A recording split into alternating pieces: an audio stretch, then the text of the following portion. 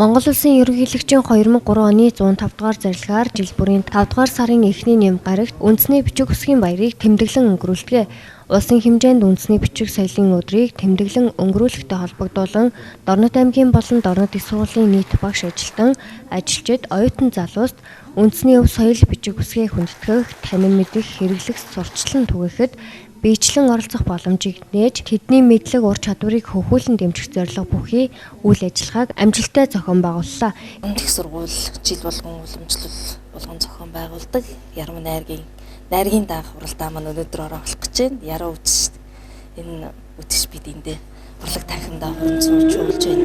Тэгэхээр энэхүү уралдаанд маань Политехник коллеж, Дорнод их сургуулийн нийтдээ 10 гаруй оюутан суралцагчид оролцож байгаа.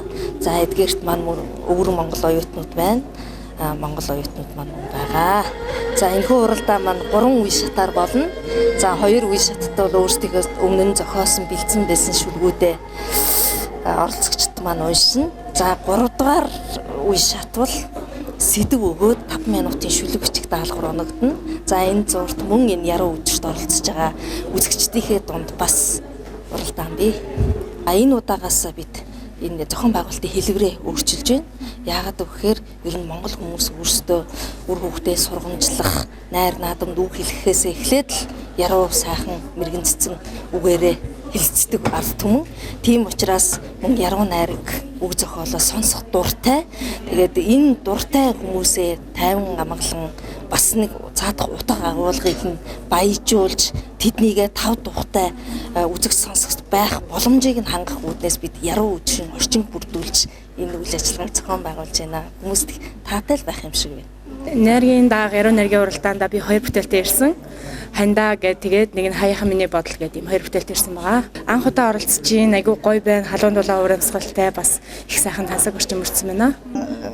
Их сургууль нөгөө байгуулагдсан цагаас эхлээд уламжлал болгон яруу найргийн дааг гэдэг тэмцээнийг оюутан залуучуудын дунд зохион байгуулдаг. Тэгээд энэ уламжлал маань одоо сүүлийн 3-4 жилд одоо алдагдаад ирсэн. Тэрийгээс сэргээх нэгдүгээр хоёрдугаар бол яг уу гэхээр яруу үдш гэж нэрлсэн учраас одоо яруу найрагч хүүхдүүдийн оюутнуудынхаа шүлгэн дотор бид нар бас яруу найргийн ертөнцөөр сэтгэлээ яруусгаж ингээх одоо багш оюутан бүгдээрээ яруу найргийн цэнгэл идэх ийм одоо сайхан үдш болохоор бид нар яруу үдш гэж нэрлсэн юм аа. За яруу үдш уралдаанд бол Дорнод их сургуулийн оюутнууд, за ахлах сургуулийн сурагч, за Политехник коллежийн бас тодорхой хэмжээгээр зөвхөн сургууль дээрээ биш Политехник коллежээс оролцсон байна. Энэ удаагийн найргийн дааг яруу найргийн наадамд Дорнод их сургууль, Дорнод Политехник коллежийн оюутнууд болон Дорнод ахлах сургуулийн сурагч найрагчид оролцсноос Дорнод ахлах сургуулийн сурагч 11-р ангийн сурагч Эрдэнэ хөслөн тэргүүн байр, Дорнод их сургуулийн 1-р дамжааны оюутан Саран Туяа Дэдвэр, Дорнод их сургуулийн оюутан 1-р дамжааны оюутан Мөнхтөл 3-р байр, Дорнод Политехник коллежийн оюутан Инх Чимэг тусгай байранд тус шалгарлаа. Мөн үзэгчдийн дунд зохион байгуулсан яруу үдш яруу найргийн наадамд багш Саран Туяа ахлагчтай багийн шүлэг шилдгээр шалгарч яруу үдэш үйл ажиллагааны шүүгчээр Монголын зохиолч дэвлийн гишүүн яруу найрагч Пүрвийн Гэрэлхүү, Монголын зохиолч дэвлийн гишүүн яруу найрагч Аванжавын Мөнх сайхан Самбуугийн ганц сүх ажиллаж хуран цугласан багш оюутнуудын сонорыг мэлааж өөрсдийн уран бүтээлийн дээжээс сонирдууллаа.